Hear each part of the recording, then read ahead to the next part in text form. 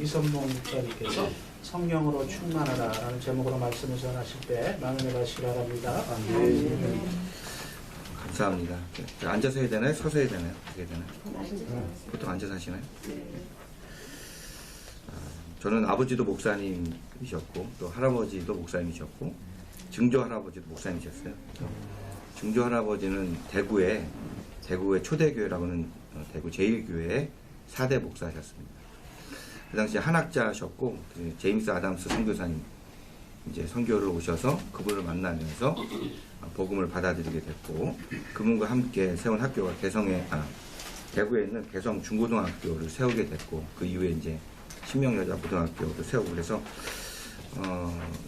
그 대구 제일교회가 처음에 생겨졌을 때 장로로 이제 봉직을 하시다가 나중에 그 신학 공부를 하시고 대구 제일교회의 4대 목사가 되셨어요. 그래서 대구 쪽에 계시는 분들은 대구 제일교회가 어떤 교회인지 다 아실 거예요. 그리고 이제 그 일제시대 때 1919년 서울에서 3.1운동이 일어났을 때 대구에서 38 만세 운동이 일어났고 그때 38 만세 운동의 총 책임자가 이제 저희 증조부셨어요. 그래서 그 일로 인해서 3년 언도를 받고 2년 6개월을 감옥에서 사셨고 그때 고등학생이었던 그 개성 중고등학교 학생들 또 교인들 청년들이 그 만세 운동에 다 참여했을 때 저희 이제 조부 이만진 목사님의 아들 되는 이성희 목사님도 고등학교 2학년 유관순하고 딱 똑같은 나이인데 아버지와 아들이 다 감옥에 들어갔죠. 그래서 6개월 언도를 받고 4개월을 살고 나오셨어요.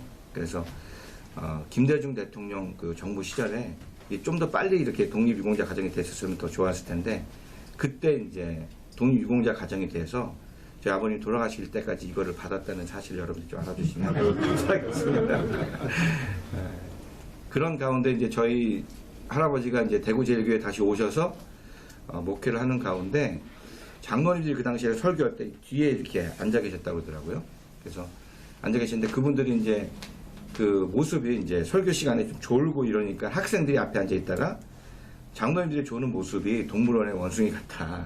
이렇게 이제 뭐 이렇게 글을 올렸나 봐요. 그러니까는 거기에 이제 장로님들이 화가 나셔가지고 그 아이들 다 출교시켜야 된다. 그래서 그게 교회 안에 싸움이 돼서 그 싸움이 사실은 굉장히 큰 싸움이 됐어요. 교회가 둘로 갈라지는 그러한 일들이 일어나게 됐어요. 제가 지난 수요일날 제가 사역했던 국제 OM 선교회에 선교사 훈련을 하기 위해서 제가 가서 이제 그 얘기를 했더니 거기 이제 훈련 원장님도 그렇고 거기 선교사로 이제 나가겠다고 학교 선생님이셨는데 은퇴하시고 나가시겠다고 훈련 받으러 오신 분이 대구 제일교회 분들이시더라고 보니까 또 그런 또 재밌는 에피소드가 있었는데 그래서 이제 그 당시에 아들이었던 저희 할아버지는 그 목사님하고 장로님하고 이렇게 둘로 나뉘어서 싸우는 그런 것들을 보면서 목회에 대한 생각을 전혀 하지 않다가 40이 넘어서 그 하나님 부르심을 받고 이렇게 목회의 길을 가기 위해서 일본에 가서 지금으로 말하면 지금 성경대학 하시겠다는데 지금 관서성소 신학교라고 오사카에 있는데 그 학교를 졸업하시고 한국에 오셔서는 감리교로 이렇게 감리교 신학대학을 가시게 된 거예요. 그래서 저희 할아버지도 아버지도 저도 감리교에서 지금 목회를 하게 되었고 숭의교회는 1917년도에 내리교회에서 기도처로 김나열 권사님에 의해서 이제 지금의 숭의동이었지만 그 당시에는 이제 장의리라고 하는 동네였는데 일제시대 때 이제 이름은 이제 대화정이라고 하는 일본식 이름을 썼대요. 근데 우리 교회가 창녕교회로 이렇게 합병이 됐었어요. 일본에 의해서. 그래서 그 교회를 판 대금을 비행기 사는데 전쟁에 쓰여지게끔.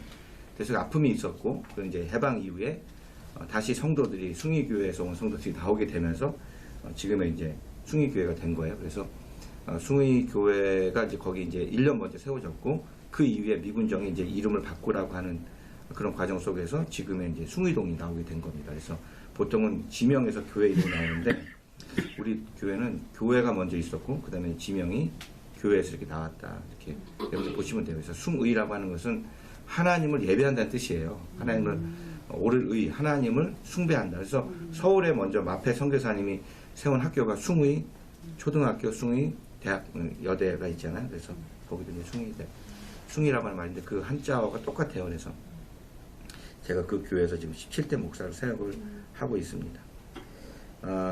어렸을 때 이제 저희 아버지는 어쨌든 뭐 목회 하시고 그러니까 저하고 그 성품 자체가 참 얘기를 안 하시는 성품이고 늘 이렇게 집회를 나가시고 돌아오시면 또 교회에 집중하시고 이래서 가정에 대해서는 별로 이렇게 관심이 없는 건 아니겠지만 소홀했던 것 같아요. 그래서 그 당시 어르신들이 대부분 그랬던 것 같은데 저희 할아버지는 굉장히 좀 규칙적인 삶을 사셨어요. 그래서 저하고 초등학교 6학년 때까지 사셨는데 새벽 4시 반에 새벽 기도가 시작이 되면 그 전에 한 3, 40분 전에 일어나서 말씀 보시고 기도하시고 그 다음에 이제 교회 가서 예배 드리고 돌아오셔서 30분 정도 말씀 보시고 1시간 정도 다시 주무셨다가 아침에 일어나서 식사하시고 12시 점심 식사하시고 6시 저녁 식사하시고 또 낮에 신학교 갔다가 또 저녁 때 식사하시고 또 신학교 갔다가 밤 9시에 들어오시면 뉴스 보시고 그리고 말씀 보시고 기도하시고 제가 6학년 때까지 그렇게 그 삶을 늘 봐왔어요. 나중에 이제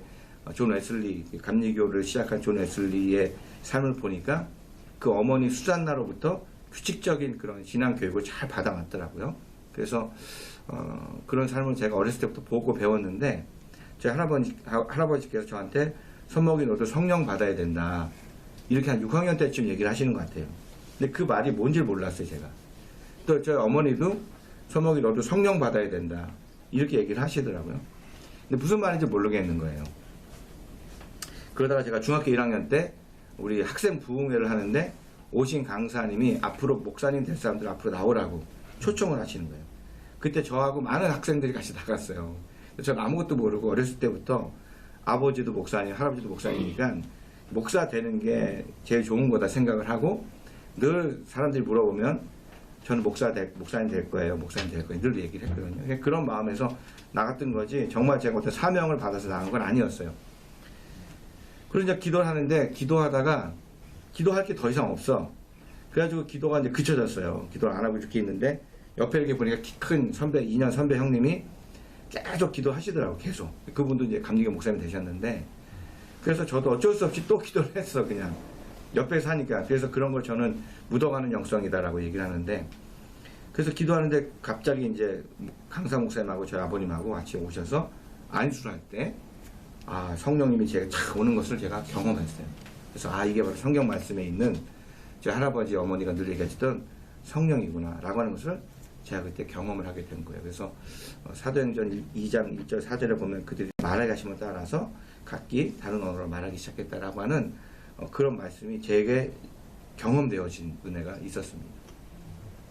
그리고 저희 아버님이 이제 부흥회를 참 많이 다니셨는데 제가 그 부흥 집회를 많이 따라다니고 어쨌든 가서 도와드리고 이렇게 많이 했어요. 그런데 그럴 때마다 주 메시지는 성령 받으라는, 성령 충만을 받으라는 거였어요. 오늘도 그래서 이제 제가 그 말씀 제목을 성령으로 충만하라라고 했는데 성령 충만을 받으라라고 하는 오늘 본문의 말씀은 사실은 조금 해석이 이렇게 번역이 조금 잘못된 게 아닌가라는 생각이 드는 거는 우리가 받는다라고 하는, 물론 받는다라고 하는 의미 안에 이게 다 포함이 되어 있는 거지만 받는다라고 하는 것은 누가 줄 때 받는 거잖아요.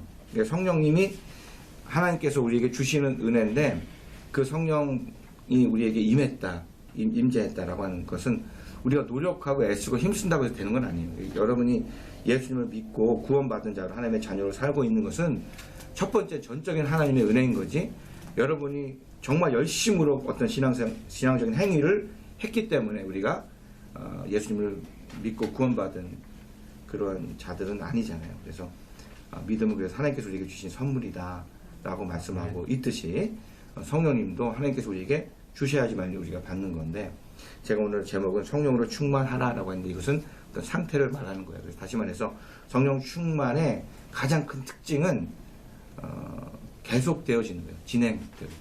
그러니까 오늘 내가 성령 충만하면 내일도 성령 충만하고 앞으로도 계속해서 성령의 충만한 상태가 되어야 된다. 그래서 다른 말로 이것을 말씀 충만이다라고 이야기할 수가 있는 거예요. 어떤 목사님이 그 말씀 하시더라고요. 그러니까는 술 먹는 사람들은 이렇게 술을 끊기 위해서 여러 가지 노력들을 많이 하는데 그 중에 하나가 뭐냐면 배부르게 밥을 먹으면 술을 끊을 수 있다. 맞는지 모르겠는데 왜냐하면 배가 부르니까 더 이상 술을 먹을 수가 없다는 그런 얘기를 하시더라고요. 마찬가지로 우리가 성령의 은혜로 충만한 상태가 되려면 하나님의 이 생명의 말씀으로 내 안의 속사람을 가득 채울 때 우리가 성령 충만하다라고 말할 수 있고, 또 성령 충만의 특징 중에 하나는 뭐냐면 성령님의 지배하신 가운데 있느냐, 그 인도하심을 받고 있느냐라고 하는 것입니다. 우리가 원래 하나님께서 우리를 지으실 때 하나님의 형상을 따라서 지어주셨고, 지음을 받은 우리는 날마다 성령 충만한 상태로 살아가야 됨에도 불구하고 인간의 첫 아담의 타락으로 인해서 우리 모든 사람은 전적으로 부패하고 전적으로 타락했기 때문에 이 세상의 공중 권세를 잡고 있는 사탄 마귀의 지배함 가운데 살고 있다는 거예요. 다행인 것은 하나님의 은혜로 예수님을 믿음으로 구원받았기 때문에 우리는 구원받은 성도로 살아가고 있는데, 우리의 육체는 여전히 이 땅 가운데 있기 때문에 날마다 성령 충만한 상태가 아니면 성령님의 지배하신 가운데 살지 못하고 사탄 마귀의 지배함 가운데 살아갈 수가 있다라고 하는 거죠. 그래서 우리가 늘 성령님의 인도하심과 지배하심 가운데 살아가는 은혜가 있을 때 그 상태로 우리는 성령 충만하다라고 말할 수 있는 것입니다. 그리고 이제 성령 충만의 또 다른 특징은 이제 성령의 은혜, 또 하나님의 영으로, 성령으로 가득 채워진 상태를 말하는 거예요. 가득 채워진 상태. 우리 감리교회 선배 목사님 중에 한 분이 이제 이덕주라고 하는 목사님이, 이현주라고 하는 목사님이 계셨는데, 이덕주 교수님은 이제 감리교 신학대학교 이제 한국사, 한국역사, 한국교회사 교수님이시고 그분의 형님이신 것 같아요. 형님이신 것 같은데, 그 당시에 동화 작가로 또 굉장히 글을 재치 있게 아주 이렇게 맛있게 쓰시는 분이셨어요. 그래서 그분이 쓰신 그 신학 서적들을 대학원 다닐 때 읽으면서 굉장히 감동받고 이렇게 굉장히 나의 어떤 생각이 깨어나는 그런 일이 있었는데, 그분 책을 읽다 보니까 그분이 몸이 너무 안 좋아가지고 한동안 자기 소변을 받아서 마시는 그 소변 요법을 쓰신 적이 있었대요. 그런 얘기 들어보셨어요? 자기 소변을 자기가 마시는. 일본에서 나온 대체의학 중에 하나인데, 현대 병원에서 잘 못 고치니까 그런 대체의학들이 많이 나온 것 같아요. 그래가지고 그분이 자기의 소변을 아침에 일어나서 첫 소변을 받아서 그걸 마시고, 또 너무 많이 마시지 못할 때는 킵했다가 냉장고에 놨다가 마시고 그렇게 하셨대요. 근데 그러다 보니까 자기의 생활 습관이 바뀌더래요. 그게 뭐냐면은 자기의 소변을 자기가 받아서 마셔야 되니까 먹는 음식이 달라진다는 거예요. 근데 여러분, 우리가 보통 건강에 문제가 있어 병원에 가면 의사 선생님들이 주로 하시는 말씀이 식이욕, 이렇게 식사를 좀 바꿔야 된다. 그래서 고기나 뭐 이런 고기 먹는 것을 좀 채소로 바꾼다든지, 뭐 야채를 바꾼다든지 이렇게 하잖아요. 그래서 곡식으로 바꾼다든지, 또 운동하시라고 이렇게 얘기를 하거든요, 주로. 근데 그게 다 몸 건강과 관련된 거죠. 근데 이현주 목사님이 자기 소변을 자기가 마시다 보니까 그 전날 뭘로 먹었냐에 따라서 소변 색깔과 맛과 냄새가 다 다른 거예요. 그러니까 자연스럽게 곡식 위주로 바뀌었다는 거예요. 그러고서 이제 소변을 보면은 소변 색깔도 맑고 냄새도 별로 안 나고 충분히 마실 수 있었다. 이런 얘기를 하시더라고요. 그러면서 나중에 이제 하는 말씀이, 지금 우리의 지금 이 몸은 지난 2년 동안 먹은 음식으로 구성되어져 있다. 지난 2년 동안 우리가 주로 어떤 음식을 먹었냐에 따라서 내 몸의 구성이, 이 요소가 달라진다는 거죠. 육식 위주로 먹었던 사람들은 몸이 그렇게 구성이 되는 거고, 곡식 위주로 먹었던 사람들은 몸이 그렇게 구성이 되는 거예요. 보통은 다니엘 같은 경우에도 여러분 그 고관들에 의해 가지고 막 음모를 받고 그러면서 그렇게 했을 때 자기가 이제 고기를 안 먹고 이제 야채를만 먹고 곡식만 먹고, 그리고 나중에 10일 뒤에 얼굴 낯빛을 봤을 때 누가 더 건강해 보이는지를 보자라고 했을 때 어떻게 됐습니까? 다니엘의 얼굴이 훨씬 좋았죠. 존 웨슬리 같은 경우에도 몸이 워낙 어렸을 때부터 약해가지고 주로 이제 고기를 먹지 않고 이제 약채 위주로 베지테리언처럼 이렇게 했다는 거예요. 나중에 이제 건강을 위해서 고기를 먹었다고 하긴 하는데, 그렇게 이제 어떤 음식을 먹느냐가 내 몸을 구성하듯이, 먹는다라고 하는 것은 입으로 들어오는 건데, 우리가 사실은 또 다른 의미로 봤을 때는 눈으로 보는 것도 내가 먹는 거고요, 귀로 듣는 것도 먹는다라고 얘기할 수가 있는 거예요. 다시 말해서 영적인 삶은 우리가 보고 듣는 거에 따라서 우리가 영향을 받는다라고 하는 것이죠. 그래서 우리가 이 세상에 정보들이 얼마나 많습니까? 그런 것들 무작정 다 받아들이는 거 먹는 건데 우리가 그것 때문에 우리의 생각과 또 우리 영적인 삶이 이렇게 영향을 받을 수 있어요. 몇 주 전에 저희 아버님과 굉장히 친한 선배 목사님, 저희 아버님 장례식 때 오셔가지고 제가 초청을 해서 이제 설교를 들었는데 그 목사님의 아들이 저 초등학교 1년 선배였어요. 영화 초등학교 1년 선배였는데 제가 학교 다닐 때 그 형님에 대해서 기억은 머리가 좀 길고 이렇게 하면서 막 잘난 척하고 그랬던 생각이 나요. 근데 그분이 이제 시카고 대학 경영학과를 경제학과와 경영학과를 졸업하시고 하버드 대학에서 비교 종교학으로 이제 하시고 나중에 이제 다시 신학대학에 뭐 교수를 하려고 그런 생각을 하셨던 것 같은데 결국에는 이제 한국에 나오셔가지고 그 하버드 대학 졸업하고서 이제 뭐 비교 종교학 공부하려고 이제 중국 가서 북경대학에서 공부하고 동경대학에서 공부하고 러시아에 가서 공부하시고 이러는 과정 속에서 결국 한국에 들어와서 삼성하고 나중에는 이제 SK 들어가서 최태원 회장님 바로 옆에서 이제 전무이사로 있다가 작년 12월 31일 날 이제 은퇴를 하셨더라고요. 그래서 제가 지난주에 만나서 같이 밥을 먹고 이렇게 커피를 마시는데 그분이 지금 이제 끝나고 어딜 가냐면 영종도를 가신대. 그래서 왜요? 그랬더니 티베트 불교의 마스터가 거기 있대. 그래서 저는 티베트 사람인 줄 알았어요. 그랬더니 그게 아니고 서울대학교 미학과 나오신 분인데 티베트 종교의 마스터예요. 그럼 우리로 말하면 목사 같은 사람이에요. 그분이 거기 있는 거야. 그리고 책을 꺼내서 이렇게 보여주시는데 그 티베트 불교에 대한 책이죠. 다 영문으로 된 책을 심취해 계시더라고 보니까. 그래서 제가 그 형님한테 아버지도 목사님이시고 또 그분도 다 이제 신앙생활 하고 교회 다니고 있고 그런데 하여튼 비교 종교학 해서 그런 것도 몰라도 여러 가지 것들을 너무 많이 보고 있는 거야. 그러면서 이 성경 외에 하나님 외에 다른 신들에 대한 관심이 너무 많아. 그래서 제가 좀 안타까웠지만 처음 이제 깊숙하게 대화를 나눴기 때문에 농담 반 진담 반 이제 끊을 거 끊어버리시고 말씀에 집중하시고 더 하나님께 나가는 삶을 살면 좋겠다라고 얘기하고 다음 약속을 제가 했거든요. 마찬가지로 우리가 이 세상에 정말 많은 것들을 우리가 정보를 갖고 있고 하고 있지만 그런 것보다도 하나님께 집중하는 은혜가 우리에게 있을 때 우리가 성령 충만한 삶을 살게 될 줄로 믿습니다. 세 가지를 더 말씀드리고 싶은데 이게 성경에 보니까 네 가지죠. 성령이 임재했던 사건이 성경에 몇 군데 기록이 되어져 있어요. 사도행전 10장에 보니까 이렇게 기록하고 있습니다. 10장 44절 제가 읽어드리면 베드로가 이 말을 할 때에 성령이 말씀 듣는 모든 사람에게 내려오셨다. 이렇게 말씀하고 있어요.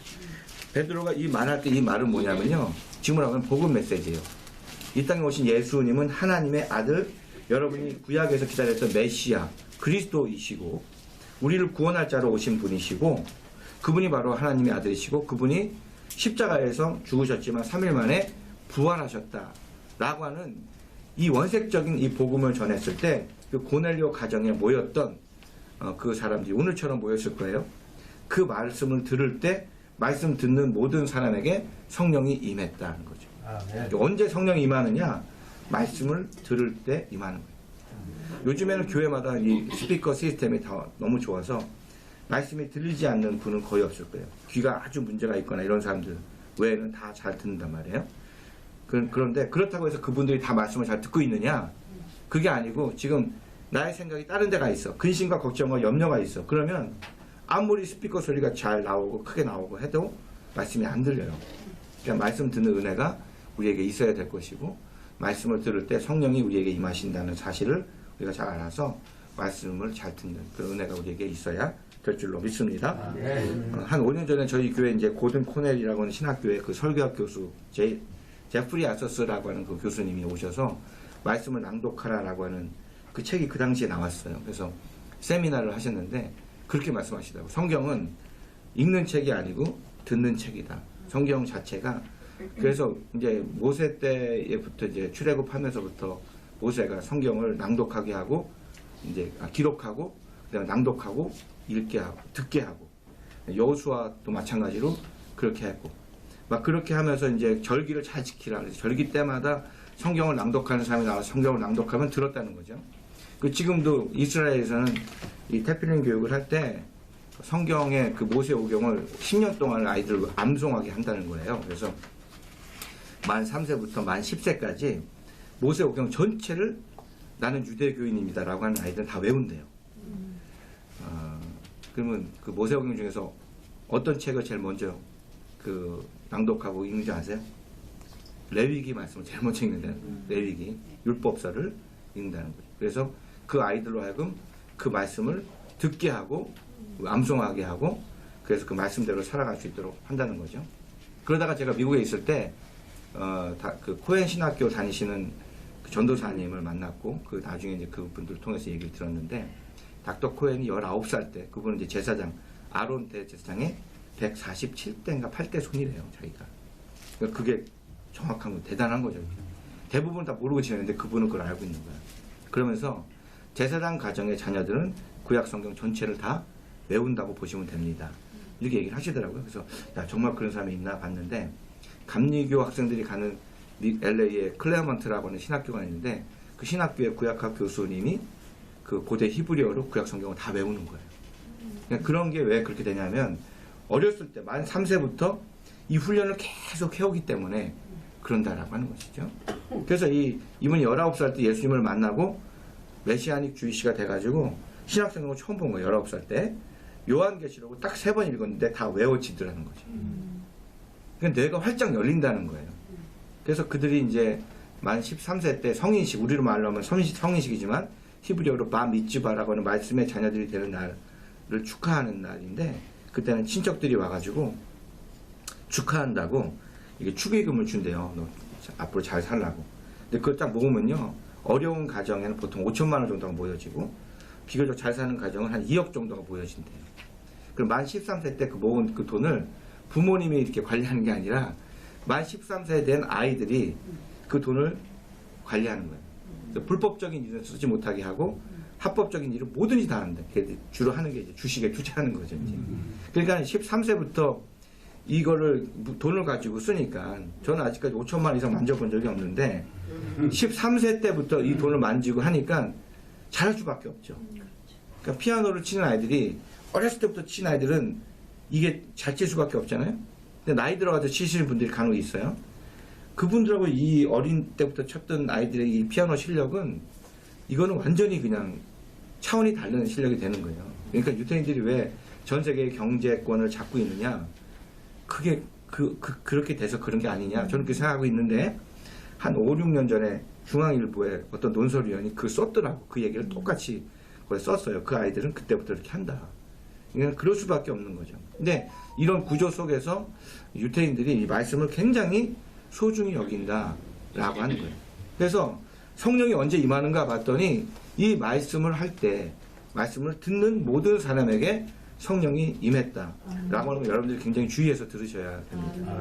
그리고 두 번째는 기도할 때 성령이 임하는데 같은 사도행전을 쓴 누가복음 11장 13절에 이렇게 말씀하고 있어요. 너희가 악할지라도 좋은 것을 자식에게 줄 줄 알거든 하물며 너희 하늘 아버지께서 구하는 자에게 성령을 주시지 않겠느냐 하시니라. 누구에게 성령을 주신다고 했냐면 성령을 달라고 구하는 자에게 성령을 주신다라고 했어요. 많은 교회에서 이 설교를 하지만 보통 성도들이 이 말씀 듣고 기도하면요. 성령 달라고 기도하기보다는 자녀 잘 되게 해달라고, 내 몸 고쳐달라고, 지금 내가 하고 있는 일 잘 되게 해달라고 이렇게 기도가 바뀌어요 또. 그러니까는 우리가 성령을 달라고 구하고 기도해야 된다라고 하는 것을 우리가 기억해야 될 줄로 믿습니다. 그리고 세 번째는 사도행전 5장 32절에 보니까 이렇게 말씀하고 있어요. 우리는 이 일의 증인이요 하나님이 자기에게 순종하는 사람들에게 주신 성령도 그러하니라. 누구에게 성령 주신다라고 얘기하냐면 순종, 하나님이 자기에게 순종하게, 하나님께 순종하는 사람들에게 성령을 주신다라고 말했습니다. 우리 감리교회 제가 존경하는 또 좋아하는 목사님 중에 한 분이 유기성 목사님이라고 계시는데 유튜브 순위가 거의 1등일 거예요 아마 그 목사님들 중에서. 근데 이분이 부산에서 목회하실 때 감리교가 부산에서는 조금 교세가 약해요. 근데 그분이 가셔서 이제 많이 이제 부흥을 했는데 그 교회는 주일 예배, 사부 예배 끝나면 12시인데 밥 먹고 항상 매주 전도를 나갔대요. 전도를. 근데 이제 전도를 나갔는데 매주 나가요. 매주. 이게 얼마나 힘들겠어요. 매주 전도를 나가는 거가. 보통 장로님들은 또 성도들은 예배 끝나면 같이 밥 먹고 교제하고 커피 마시고 그러다 오후 예배 드리고 가는 게 주잖아요. 근데 매주 전도를 나가야 돼요. 그리고 이제 보통 한국 성도님들은 잘 안 웃으시잖아요. 이렇게 문화적으로 옛날부터. 그래서 목사님들이 오시면은 이제 막 우리 웃으면서 은혜 받읍시다 하고 옆에 분하고 인사하고 막 그렇게 하지 않습니까? 근데 어느 날 이제 장마철인데 비가 엄청나게 오는데 비가 너무 오니까 걱정이 돼서 목사님께서 새벽에 일찍 나가가지고 이제 그 전날에 기도하고 새벽에 일찍 나서 교인들 와야 되는데 어르신들은 잘 못 오시잖아요.